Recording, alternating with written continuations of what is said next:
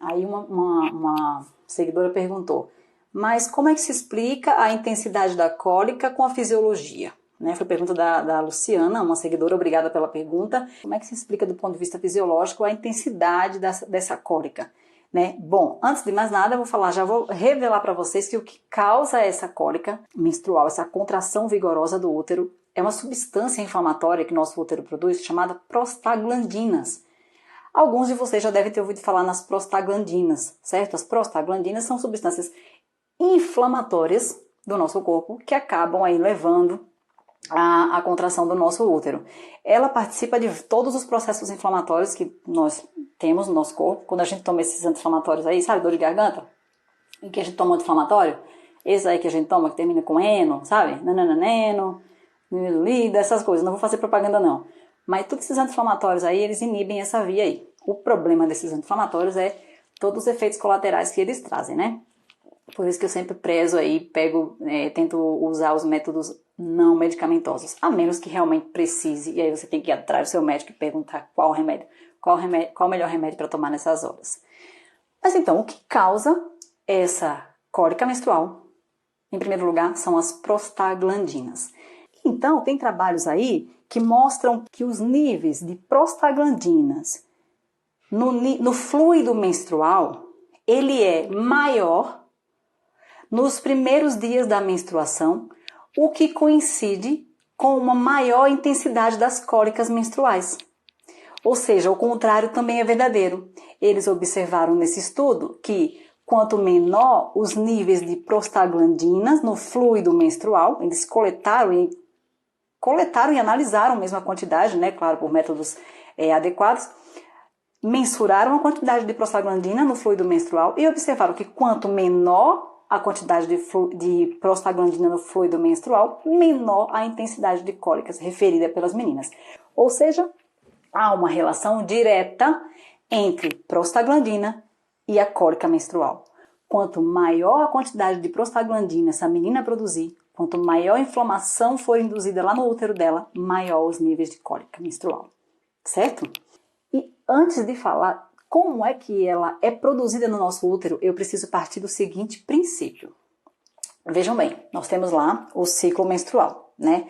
Que dura em torno aí de 28 dias, certo? Temos o nosso ciclo menstrual, durando em média 28 dias, claro, varia para mais para menos. Mais uma vez, peço que vocês, se ficarem curiosos, vejam o vídeo no YouTube, no canal lá, Fernanda Machado, onde eu tenho um vídeo de 50 minutos explicando o ciclo menstrual. E lá eu explico passo a passo tudo o que acontece com o ovário, os hormônios que os ovários produzem e o que é que eles vão fazer no nosso útero.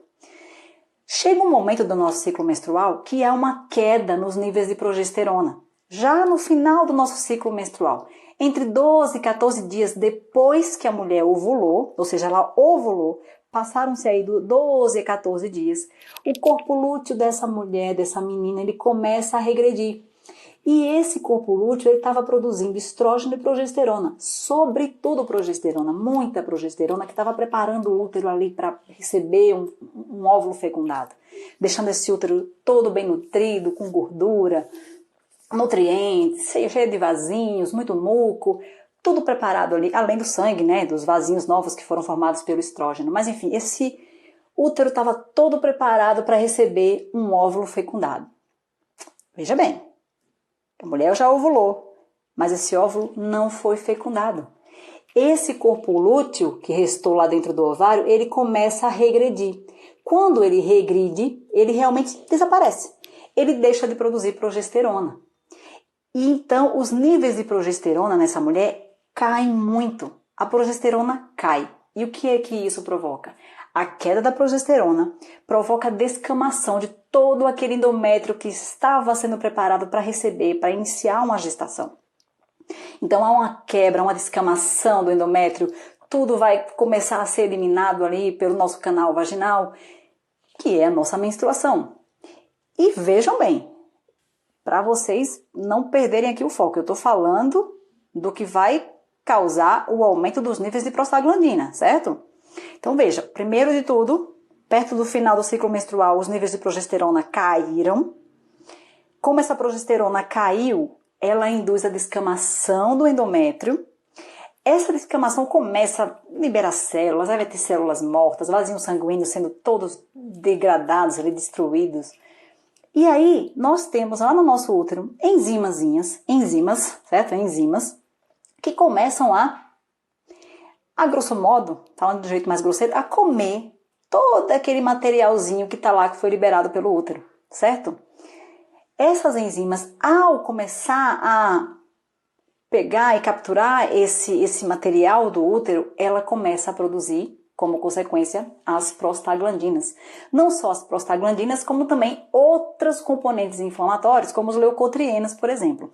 Então, hoje, os estudos correlacionam a cólica menstrual, primeiro, aos altos níveis de prostaglandinas e depois aos altos níveis de leucotrienos, ou seja, dois componentes da via inflamatória do nosso corpo. São substâncias que induzem uma inflamação no nosso corpo. E a principal delas é a prostaglandina.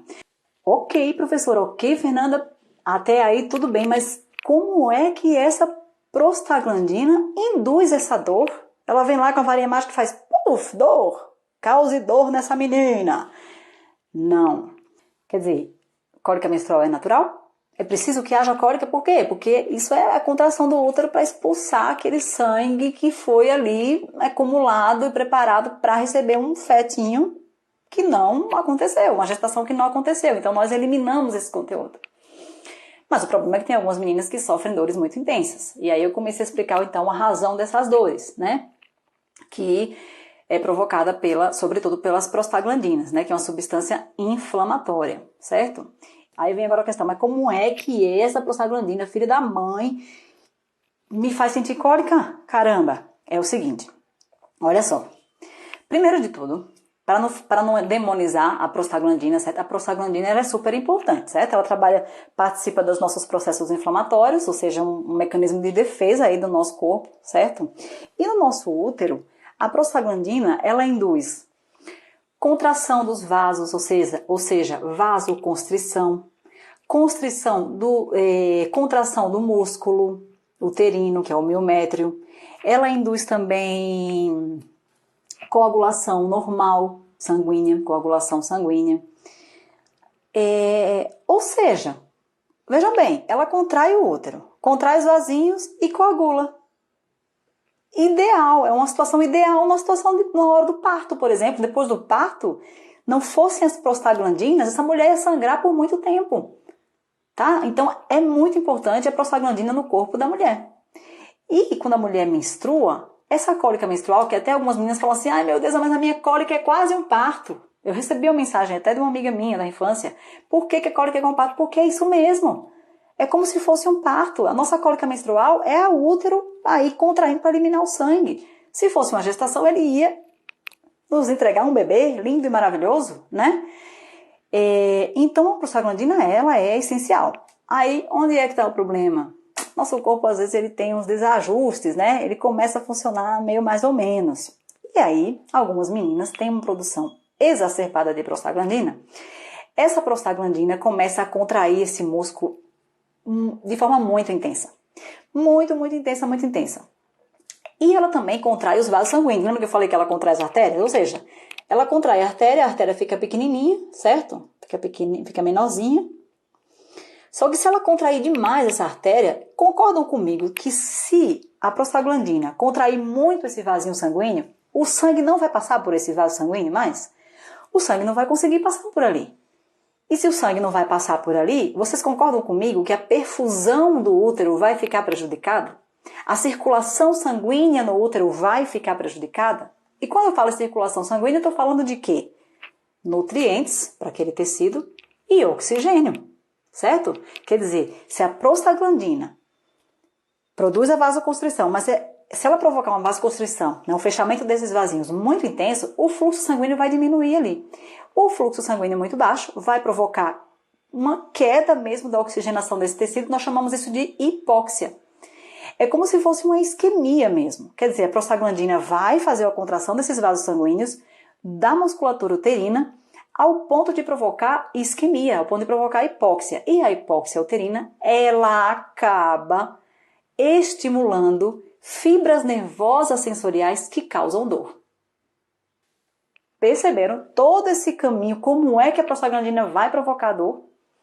De forma bem direta, quer dizer, ela provoca uma contração muscular tão intensa, uma contração dos vasos sanguíneos tão intensa, que diminui a perfusão daquele órgão, ou seja, o útero começa a ficar menos perfundido, recebendo menos sangue, o que significa que ele está recebendo menos nutrientes e menos oxigênio. E isso, essa situação de isquemia ali temporária, porque o útero está se contraindo de forma espasmódica e arrítmica, né? Aquela contração vigorosa, rápida e forte, e isso vai comprimir os vasinhos, que por sua vez vai comprimir, vai levar aí a uma, a gente chama de, vai irritar, uma irritação dos nervinhos sensoriais que provocam dor. E essa mulher vai sentir uma intensa dor na região do útero e, como eu falei para vocês, como muitos desses nervos passam também pelos membros inferiores, essas dores podem também serem referidas tanto na região interna das coxas, quanto também na região lombar dessa mulher, certo?